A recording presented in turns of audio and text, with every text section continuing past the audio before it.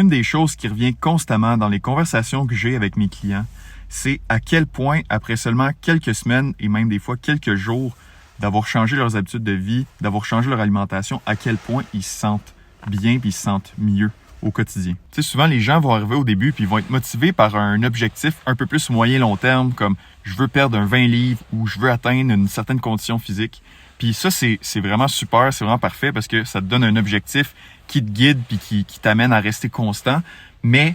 souvent, ça amène aussi les gens à voir les actions que tu dois mettre au quotidien comme une corvée. Puis oui, tu sais, ça peut être un défi, ça peut être un challenge de changer tes habitudes de vie puis de faire des choses que tu faisais pas avant. Mais une des choses que les gens